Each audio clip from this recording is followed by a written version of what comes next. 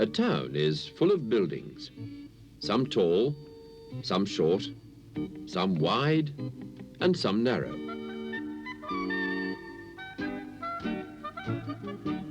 The buildings are flats and houses, and factories and shops. They're built in streets. The streets have cars and buses and lorries driving along them.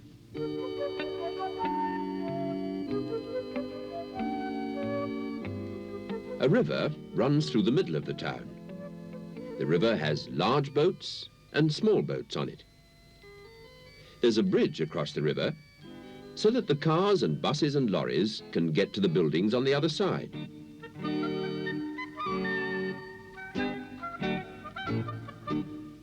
The cars and buses and the streets are full of people. In fact, there are a lot of people in a town. Do you live in a town? Mary, Mungo, and Midge live in this town. They live with Mary's mother and father in this tall block of flats. They live right at the top.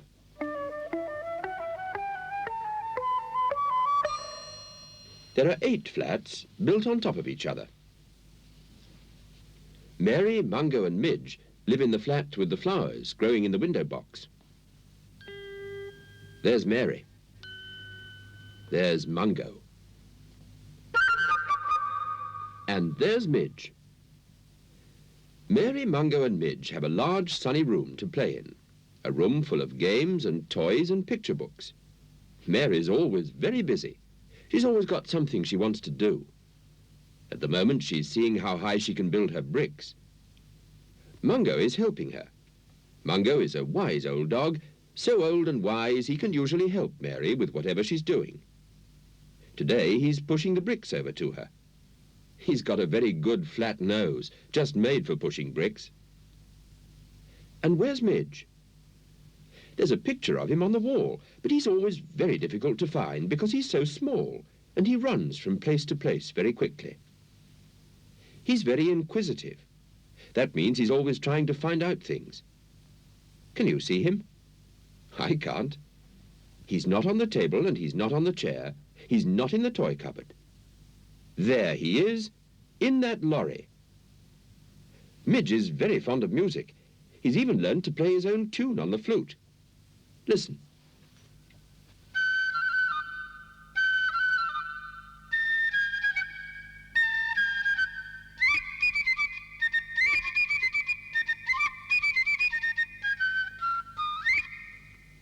And now he's gone again. Mary's still building. Please, can I have some more bricks, Mungo? I've pushed so many my nose is sore. You want a crane, not a dog to help you. What's a crane? A crane is for picking up very heavy things from one place and putting them down in another. All big building sites use cranes. They're building a new block of flats over there. I've just been watching. Then there must be a crane there. So Mary and Mungo went over to the window, and the first thing they saw was a crane. I knew it, I knew it, I knew there would be a crane. Where a big building is being built, there's always a crane. Look, there's something moving along the top.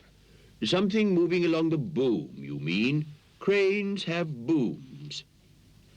And now there's something going down. Oh, I wish I could get closer. All right, Midge. I'll take you down to the building site. I'll stay here and watch. Mind you behave yourself, Midge. Mungo and Midge like going down in the lift. They have a special way of doing it.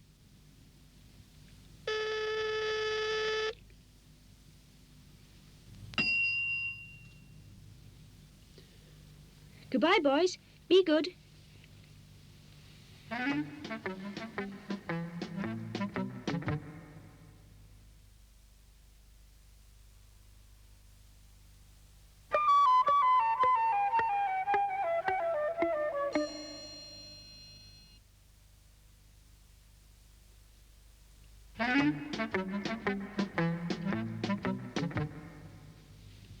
Now then, Midge, we must always remember to make sure the lift door is shut. And then Mungo had a surprise. Midge wasn't there anymore. He was in such a hurry, he wasn't going to wait for Mungo. He ran straight out to the building site.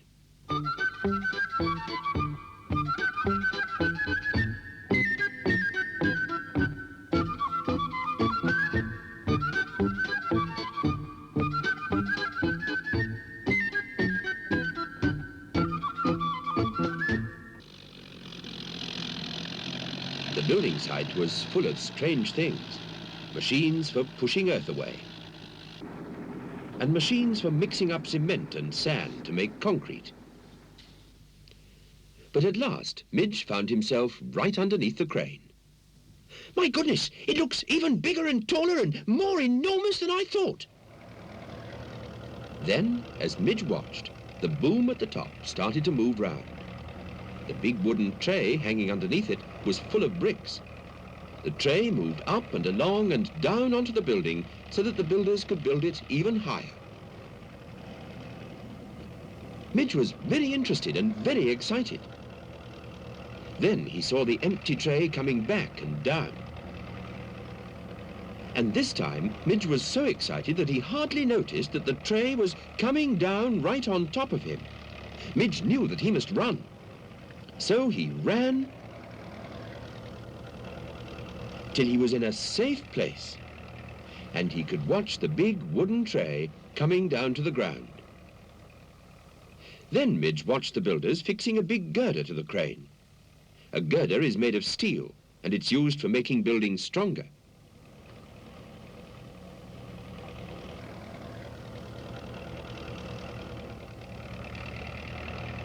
And he watched another empty tray coming down. At last, a hooter hooted, and the crane stopped. The crane driver climbed out of the cabin of the crane. Midge climbed onto the top of a bucket and watched the crane driver and the other builders having a cup of tea. I thought the hooter would never go. It really has been a long morning. I could do with this cup of tea. It's thirsty work, driving a crane. Yes, and it's thirsty work tying up the loads, ready for the crane to lift them. Midge could think as fast as he could run, which was quite fast. He thought to himself, while they're having their tea, I'll pop up and have a look at the crane driver's cabin. After all, if he drives the crane from there, it must be very interesting. So Midge ran along as fast as he could and set off up the crane.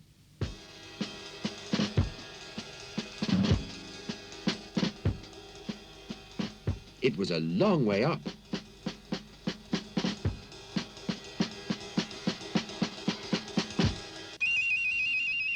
And it looked a very long way down. But he got there in the end. In fact, if you look carefully, you can just see him running up into the driver's cabin. And inside the cabin were switches and levers and buttons and levers and switches.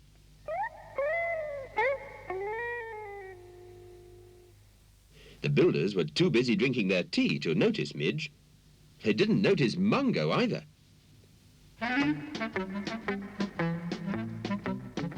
All this time, Mungo had been looking for Midge.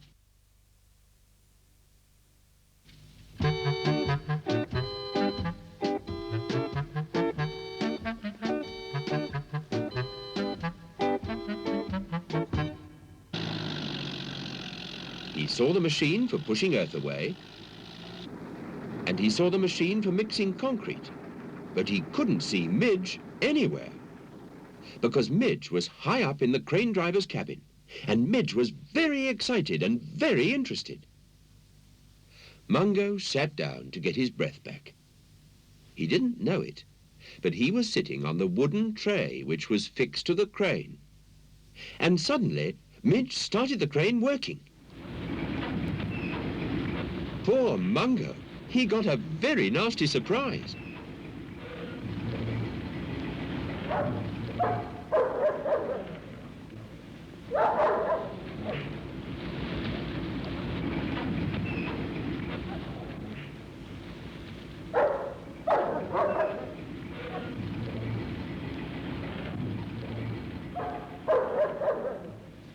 Then Midge looked out of the window of the cabin. He saw Mungo on the tray in the air and thought, "Oh, help! I must get Mungo down to the ground before the builders think he's something to be built into the building." But the builders had seen what was happening. "Who's that working my crane?" "There's a dog going up and down on it." "I'll soon stop that." But Midge was already trying to get Mungo back to the ground again.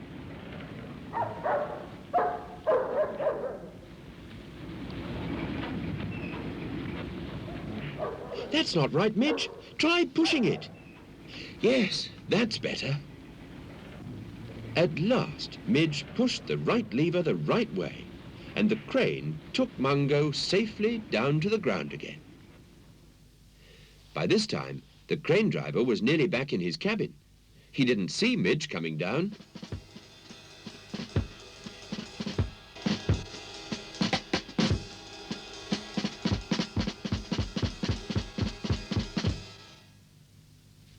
The workman made a fuss of Mungo. "Poor dog, you must have been frightened." But Mungo wasn't frightened any more. He was very cross because he saw Midge running away from the crane and he thought, "It's that mouse's fault. I'll chase him home."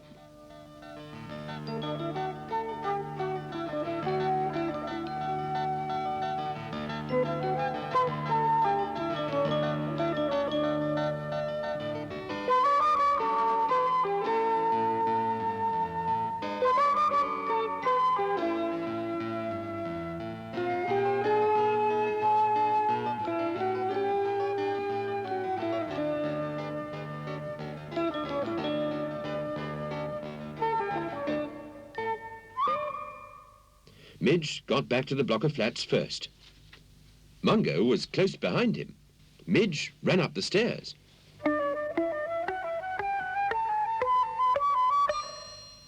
Mungo took the lift.